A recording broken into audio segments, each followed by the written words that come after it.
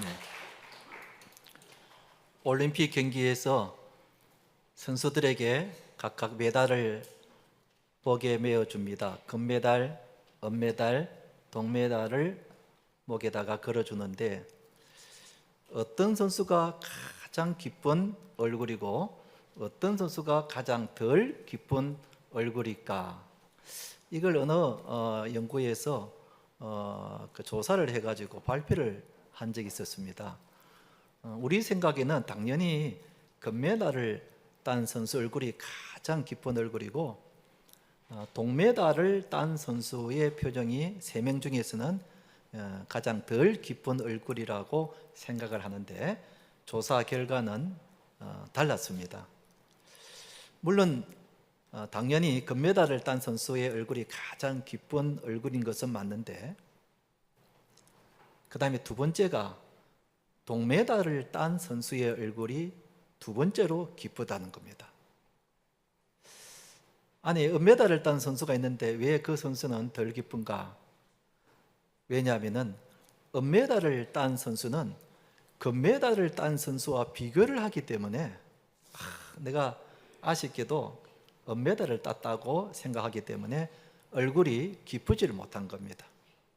그런데 동메달을 딴 선수는 메달을 따지 못한 사람을 비교했기 때문에 야, 그래도 나는 동메달을 땄다 이래 생각을 하기 때문에 표정이 밝다는 겁니다. 이렇게 비교를 하니까 사람들의 표정이 그만큼 달라진다는 겁니다. 여러분, 우리가 살면서 감사가 잘 되지 않는 이유는 이렇게 다른 사람과 비교를 하기 때문에 그렇습니다. 여러분, 은메달을 딴 것이 얼마나 귀한 일입니까? 그런데 금메달을 딴 사람과 비교를 하기 때문에 기쁘지를 못하고 감사하지를 못한 겁니다. 여러분, 사실 우리가 감사할 제목들이 얼마나 많은지 모릅니다. 하나님께 받은 구원으로부터 시작해서 건강을 받았고 가정을 받았고 자녀를 받았고 직장을 받았고 그리고 물질을 받았습니다. 그 외에도 얼마나 많은 것들을 받았는지 모릅니다. 그러니까 우리는 이 받은 것을 생각하면 하나님께 감사할 제목이 참 많습니다. 그런데 우리가 감사하지 못하고 살아갑니다. 왜 그럴까요? 다른 사람과 비교하기 때문에 그렇습니다. 여러분, 집 없는 사람들이 많은데 내가 내 집이 있다는 게 얼마나 감사한 일입니까? 그런데 감사가 되지 않는 이유는 나보다 더 큰 집, 넓은 집에 사는 사람과 비교를 하기 때문에 감사가 안 되는 겁니다. 여러분, 아직도 직장을 못 구한 사람들이 많은데 내가 직장을 다니고 있다는 것이 얼마나 감사한 일입니까? 그런데 감사가 안 되는 것은 나보다도 더 월급을 많이 받는 사람과 비교하기 때문에 감사가 안 되는 겁니다. 여러분, 내가 건강하게 사는 게 얼마나 감사한 일입니까? 그런데 감사가 안 되는 이유는 나보다도 훨씬 잘 사는 사람을 보고 비교하기 때문에 내가 건강하면서도 감사가 안 되는 겁니다. 그런데 오늘 읽은 1절 말씀을 한번 보십시다. 1절을 다 함께 한번 읽어봅시다. 시작. 여호와께 감사하라. 그는 선하시며 그의 인자하심이 영원하미로다. 여호와께 감사하라. 이것은 명령형으로 되어 있습니다. 그러니까 감사는 선택이 아니라 해도 되고 안 되고 하는 것이 아니라 무조건 감사해야 된다는 것입니다. 성경은 우리에게 하나님께 감사하라고 그렇게 명령하고 있는 것입니다. 그래서 우리는 하나님께 감사해야 하는 것입니다. 한번 따라 합시다. 하나님 감사합니다. 하나님 감사합니다. 그래서 오늘 맥주 감사절을 맞이해서 설교 제목을 하나님께 감사합시다 라고 정했습니다. 맥주 감사절은 이스라엘 백성들이 밀이나 그리고 보리를 심고 거둘 때, 추수할 때 하나님께 감사드리는 절기입니다. 우리가 농사를 짓지는 않습니다만 그래도 농사를 짓지 않아도 우리가 잘 알고 있는 것은 농사를 짓는다는 것은 농부의 노력도 필요하지만 그러나 여기에 적당한 햇볕과 적당한 비와 적당한 바람과 적당한 기온이 합쳐져야 추수를 할 수 있고 풍년을 기대할 수가 있는 것입니다.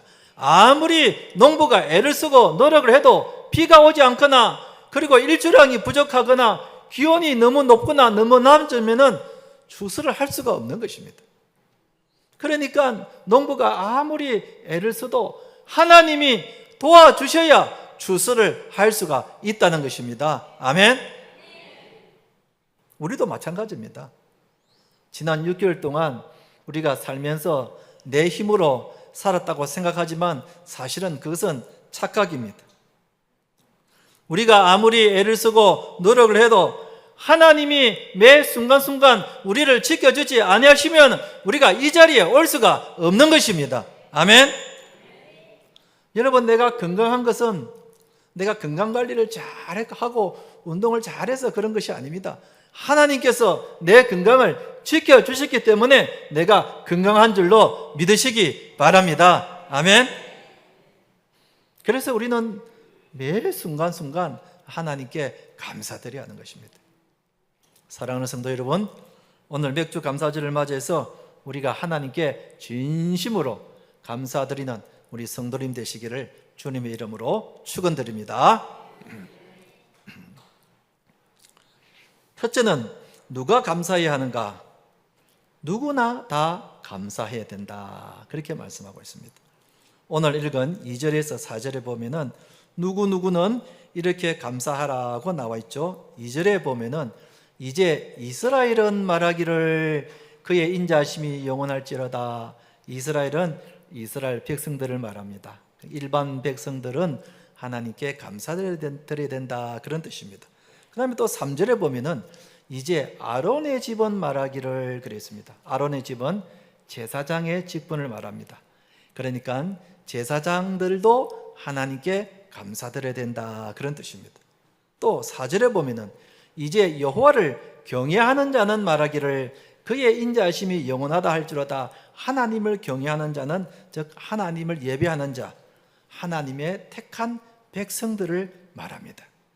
그러니까 이스라엘 백성들 모두가 누구나 다 하나님께 감사를 드려야 된다, 그런 뜻입니다. 이것은 오늘 우리들도 마찬가지입니다. 이스라엘 백성들은 오늘 하나님의 택한 백성인 우리들을 말합니다. 제사장 역시 오늘날 우리들은 왕같은 제사장들이라 했기 때문에 우리 자신들을 말합니다. 여호와를 경외하는 자도 역시 하나님께 구원받은 하나님의 택한 백성인 우리들을 말합니다. 그러니까 우리 모두가 다 하나님께 감사드려야 된다는 것입니다. 특히 절기를 맞이했을 때, 평소에도 하나님께 감사드려야 되지만 절기를 맞이했을 때, 오늘같이 맥주 감사절을 맞이했을 때 우리는 하나님께 더 기쁜 마음으로, 더 감사의 마음으로 하나님께 감사의 마음을 드려야 된다 하는 것입니다. 왜냐하면 하나님께 받은 것이 많기 때문에 그렇습니다. 여러분, 지난 6개월 동안에 우리 가운데에 양식이 없어서 굶는 사람이 있었습니까? 살 빼려고 굶는 사람은 있지만은 양식이 없어서 굶는 사람은 아마 없을 겁니다. 하나님이 매 끼마다 나에게 일용할 양식을 주시고 건강 주시고 물질 주시고 자녀 주시고 믿음 주시고 생명 주시고 구원해 주신 것입니다. 할렐루야. 요즘 여러분 암 환자들이 얼마나 많습니까?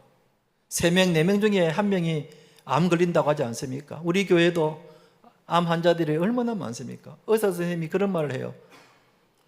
암 걸리는 것이 기적이라는 겁니다. 여러분, 암에 걸리지 않았습니까? 그건 기적 같은 일입니다. 하나님께서 나를 아무리 암에 걸리지 않도록 지켜주신 것입니다.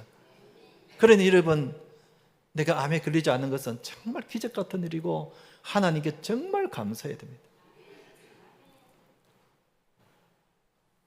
그렇기 때문에 우리는 오늘 맥주 감사절을 맞이해서 하나님께 감사드려야 되는데, 믿은 지 오래된 분도 감사드려야 되고 이제 막 믿음 생활 시작하신 분들도 감사드려야 되고 어른들도 감사드려야 되고 우리 청년들 그리고 중고등학생들도 감사드려야 되고 교님은 누구나 다 하나님께 감사드려야 하는 것입니다. 한번 따라 합시다. 하나님 감사합니다. 감사하게 되면은 행복하게 되고 행복하게 되면은 병에 걸리지 않는다는 겁니다. 저의 말이 아니라 세계의 최고의 암 전문 병원이 미국의 MD 앤더슨 센터라고 있습니다. 아주 암 전문 최고의 병원인데, 이 암센터의 최고 권위자가 바로 우리나라 한국 사람인데 김의신 박사님입니다. 아마 여러분들이 들어보셨을 겁니다. 방송에 자주 나오시는 분인데, 이 김의신 박사님이신데 이분은 32년 동안 종신 교수로 있으면서 미국 최고의 의사의 명단에 11번이나 등재될 정도로 최고 암 권위자라고 할 수 있습니다.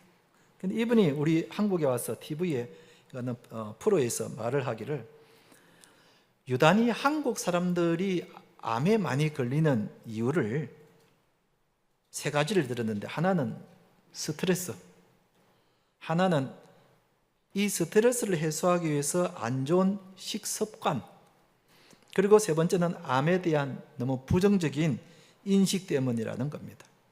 실제로 우리나라 사람들은 이 스트레스를 풀기 위해서 담배를 피우고 그리고 소주에다가 삼겹살을 먹고 마시잖아요. 그러잖아요.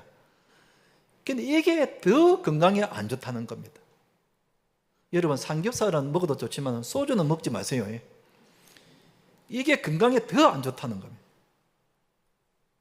그런데 이 김 박사님이 하는 말이, 병을 치료하는 것보다 예방하는 것이 더 중요하다고 이야기하면서 이 병을 예방하기 위해서는 두 가지를 추천했습니다. 하나는 운동이고 하나는 마음을 다스리는 감사의 마음이라는 겁니다. 그러니까 운동과 마음이라는 겁니다. 이것만 잘 다스리면 병을 예방할 수 있다는 겁니다. 특히 감사하는 마음을 가지라는 겁니다. 조그마한 일에도 감사하는 마음, 불평하고 불만하게 하지 말고 조그마한 일에도 감사라는 겁니다. 식사를 할 때도 감사하게 되고, 잠을 잘 때도 감사하게 생각하고, 이 마음을 잘 다스려야 병에 걸리지 않는다고 하는 겁니다. 감사의 마음. 한번 따라 합시다. 감사합시다. 감사합시다. 감사하는 마음을 가질 때에 병을 예방할 수 있다고 전문가가 이야기했으니 사실이겠죠. 여러분, 우리가 살면서 어떤 상황에서도 감사할 제목을 찾으면 얼마든지 감사할 수 있습니다. 제가 어느 책에서 본 내용인데요, 여러분 한번 잘 들어보시기 바랍니다. 당신이 만일 많은 세금을 내야 한다면 감사하십시오. 당신에게 그만큼 안정된 직장과 사업장이 있다는 뜻입니다. 세금 많이 내는 거 감사라는 뜻입니다. 당신의 몸무게가 늘어 옷이 맞지 않는다면 감사하십시오. 왜냐하면 당신은 그만큼 먹을 것이 넉넉하다는 뜻입니다. 이게 저를 두고 하는 이야기 같아요. 세탁할 옷이 많아 집안 한 구석에 쌓여 있거든 감사하십시오. 왜냐하면 당신에게는 그만큼 갈아입을 옷이 많다는 것입니다. 주차장에서 제일 먼 곳에 주차를 했다면 감사하십시오. 우리는 되게 불평하죠? 왜냐하면 당신에게 그만큼 걸어서 운동할 기회가 많아졌다는 뜻입니다. 당신에게 불평할 대통령이 있다면 감사하십시오. 당신은 그만큼 언론의 자유가 보장된 나라에 살고 있다는 뜻입니다. 교회에서 내 뒷자리에 앉아있는 성도의 찬송의 음정이 엉망으로 들렸다면 감사하십시오. 그만큼 당신의 청각이 정성이라는 뜻입니다. 아침에 알람 소리가 시끄럽게 들리거든 감사하십시오. 당신에게 그만큼 일어나 일해야 할 하루가 있다는 뜻입니다. 하루 해가 저물어 온몸이 나른하고 피곤하거든 감사하십시오. 당신은 그만큼 오늘 하루를 열심히 살았다는 뜻입니다. 여러분, 우리가 어떤 상황에서도 감사할 제목을 찾으면 이렇게 얼마든지 감사할 수 있다는 겁니다. 왜 불평하십니까? 왜 원망하십니까? 이렇게 감사할 제목이 찾으면 얼마든지 찾을 수 있는데, 여러분, 여러분들이 흔히 드시는 라면 냉면, 짜장면, 짬뽕 먹을 때에 진심으로 감사하면서 먹습니까? 제가 대학생 시절에 콩팥병이 있어가지고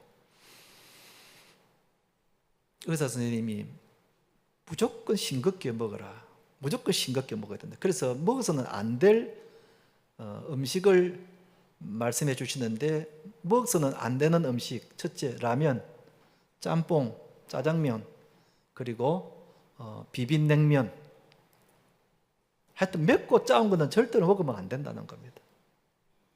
제가 그렇게 좋아하는 음식들인데 병을 고치기 위해서는 어쩔 수 없이 그걸 먹지 말아야 했었습니다. 식당에 가서 메뉴를 정하는데 저는 고를 게 없는 겁니다. 그냥 맨밥에 된장찌개에다가 김 뭐 이런 정도밖에 먹을 수가 없었습니다. 옆에 친구들은 막 매운탕이며 뭐 맛있는 김치찌개면 먹는데 저는 그걸 먹을 수가 없었습니다. 라면 먹는 게 그렇게 부러웠습니다. 짜장면 먹는 게 그렇게 부러웠습니다. 여름 되면 이런 밀면 얼마나 맛있습니까?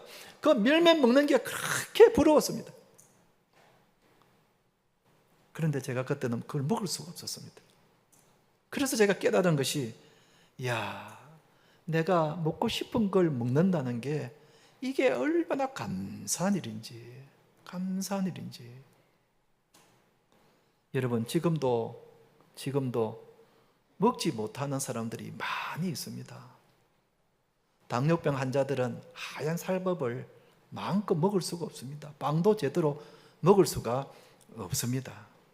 고혈압 환자는 작고 매운 걸 못 먹습니다. 매운탕 같은 거 못 먹습니다.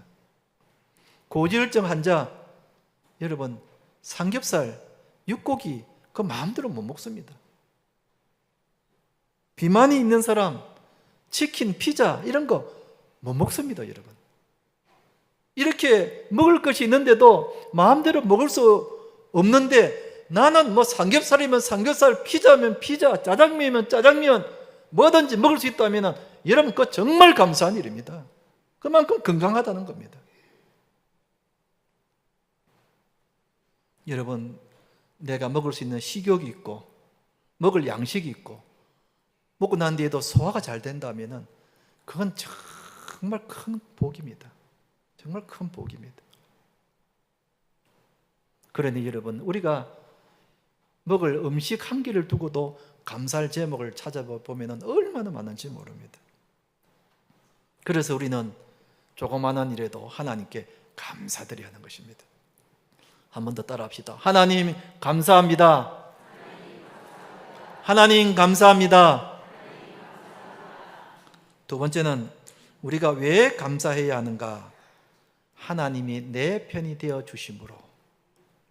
이 시편 118편은 다윗이 쓴 시편인데, 그가 사울 왕에게 쫓길 때 쓴 시편입니다. 우리 아는 대로 다윗이 사울 왕에게 얼마나 쫓김 당하면서 죽을 고생을 하며 죽을 위기를 얼마나 넘기며 얼마나 힘들고 고통스러운 나날을 보냈는지 모릅니다.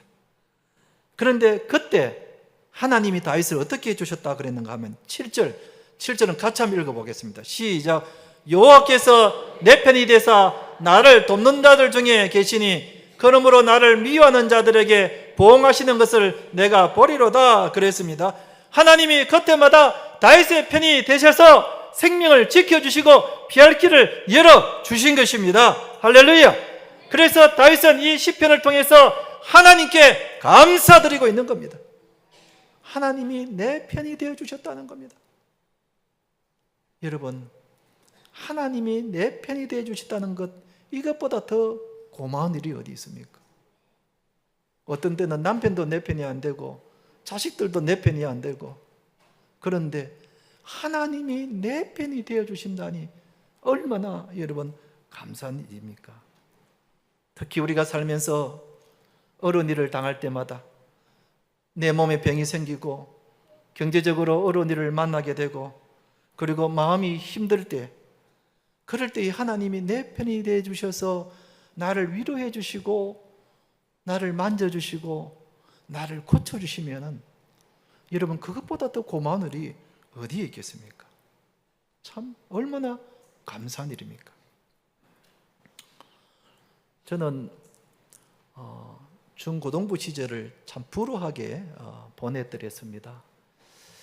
저희 아버지가 제가 초등학교 시절에 사업을 하시다가 완전히 쫄딱 이렇게 망하는 바람에, 그야말로 막 쫄딱 망하는 바람에 아버지는 멀리 도망을 가버리시고, 저희 어머니가 우리 6남매를 키우는데 제 기억으로 거의 사흘이 멀다고 빚쟁이들이 와가지고 우리 엄마를 막 구박을 하고 돈 내놔라 하고, 돈이 없으면 거기 막 서대한 것 같은 거 있죠, 그런 걸 막 하고 뭐 미싱도 가져가고, 그런 걸 옆에서 보면서 얼마나 마음이 아팠는지 모릅니다.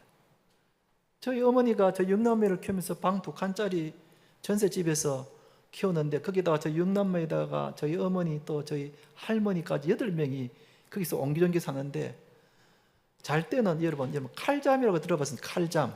옆으로 탁 이렇게 옆으로 움직이지도 못하고, 그런 방에서 제가 중고등부 시절을 보내드렸었습니다.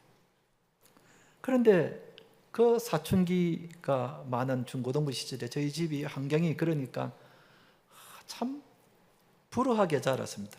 그래서 까딱하면 나쁜 친구들하고도 어울릴 수도 있고, 가출할 수도 있고, 부모를 원망할 수도 있고, 그런 삶을 살 수 있었는데, 그때 하나님께서 저를 교회로 인도해 주신 거예요. 중고등부 시절에 하나님이 저를 교회로 인도해 주셔서 그 교회에서 위로를 받게 해주시고 소망을 받게 해주시고, 주님께서 내 편이 되어 주셔서 저를 인도해 주셔서 공부에 전념하도록 해주신 겁니다. 그리고는 대학생이 되었을 때도 이것저것 많은 유혹들이 있었습니다. 여러분, 서울에서 대학을 보낸다는 것은 소돔 고모라에서 보낸 것과 똑같습니다. 서울에는 얼마나 많은 유혹들이 많은 곳인지 모릅니다. 그 많은 유혹들 가운데서도 하나님이 저의 눈을 탁 닫게 해주셔가지고 교회하고 집하고 학교만 왔다 갔다 하면서 거기에 믿음의 친구들을 붙여주셔서 믿음 생활에만 전념하도록 해주신 것, 제가 돌아보면 정말 그 순간순간마다 많은 위기가 있었고, 그리고 유혹이 있었지만은 하나님이 저편이 되어 주셔서 저를 그 위기마다 인도해 주신 것을 보면서 정말 하나님께 감사드리는 거예요. 그리고는 이렇게 목사의 길로 인도해 주신 것, 저는 제 인생을 돌아보면은 그 고비고비마다 하나님이 제 편이 되어 주셔서 저를 인도해 주시는 거예요. 그래서 저는 하나님께 늘 감사합니다. 저는 불평할 자격이 없는 사람이에요.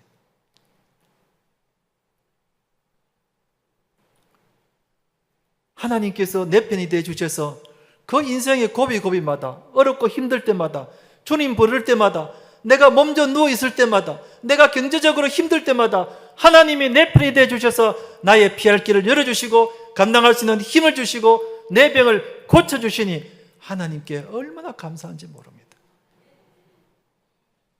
우리가 그걸 깨달아야 되는 거예요. 여러분, 우리는 내가 잘해서 살아온 줄 알죠. 내가 열심히 살았고 내가 잘해서 잘된 줄 알죠. 그 착각입니다, 여러분.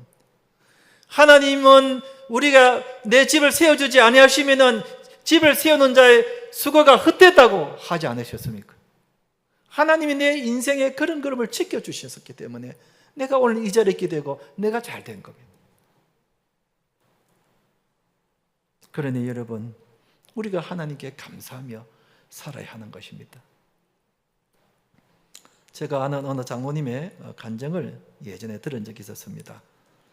이분이 몇 년 전에 대장암 3기 판정을 받았습니다. 대장암 3기라는 것은 암이 다른 장기에도 전이가 되었다는 그런 뜻입니다. 그래서 병원에서는 생존율이 40%라고 그렇게 이야기를 했답니다. 살 가망이 40%밖에, 50%도 안 되고 40%밖에 되지 않는다는 것입니다. 얼마나 절망적이고 앞이 캄캄했겠습니까? 그래도 이 장모님이 최선을 다해서 수술을 받고, 그리고 꾸준히 항암 치료를 하면서 치료를 받았는데, 놀랍게도 이 대장암이 나은 겁니다. 대장암이 나은 겁니다. 40%밖에 확률이 없다 그랬는데 이 40%를 극복하고 이 장모님 병이 나은 겁니다. 그러고는 병원에서 검사하니까 이제는 암세포가 없다는 겁니다. 그때 이 장모님이 무엇을 깨달았는가? 두 가지를 깨달았대. 첫째가 하나님께 늘 감사하며 살자. 내 죽을 인생인데, 내가 덤으로 산 인생인데 하나님이 나를 살려주셨으니 이제는 내가 불평이나 원망하지 말고 언제나 하나님께 감사하며 살자. 뭐든지 감사하며 살자. 이걸 결심하게 되었고, 또 하나는 내가 하나님의 은혜로 다시 살게 되었으니 이제는 내가 주님을 위해서 헌신하는데 교회에서 남들이 힘들다고 하지 않는 일이 뭔가 그걸 찾아서 골라서 내가 그 일에 내가 하자. 그 일을 장모님이 찾아서 하는 거예요. 내가 이제 죽었다가 다시 산 몸인데 내가 무슨 몸을 내가 도살하겠느냐. 주님을 위해서 이 내 남은 생애를 위해서 내가 열심히 살아야 되겠다. 그래서 남들이 하지 않는 그 일을 골라서 한다는 겁니다. 제가 그 간증을 듣고 참 마음속에 뭉클함을 느끼게 들었습니다. 여러분, 만약에 우리가 암 말기로 진단을 받아 이제 얼마 못 산다 이렇게 병원에서 진단을 받았는데, 그런데 하나님의 은혜로 완치가 되었습니다. 여러분, 내가 하나님의 은혜로 완치가 되었다면 우리가 남은 여생을 어떻게 살겠습니까? 분명한 사실은 예전처럼 그렇게 살지 않을 거라는 겁니다. 다르게 살 거라는 겁니다. 그런데 분명한 사실은 어떻게 다르게 살겠는가? 감사하면서 살 거라는 겁니다.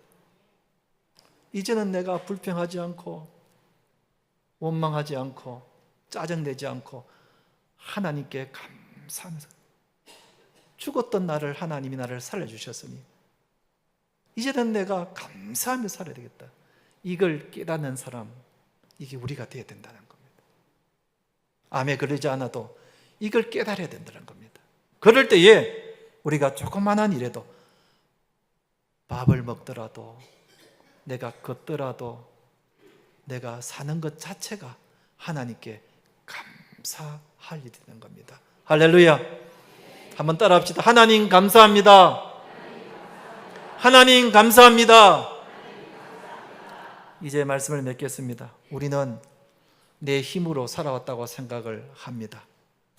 그러나 그렇지 않습니다. 하나님이 날마다 순간순간마다 우리를 지켜주시고 우리를 도와주셨기 때문에 우리가 이렇게 살아가고 있는 것입니다. 앞으로도 날마다 내 곁에 계셔서 자비로 우리를 감싸 주시는 주님을 바라보시고 언제나 감사하며 사시는 우리 성도님들 되시기를 주님의 이름으로 축원드립니다.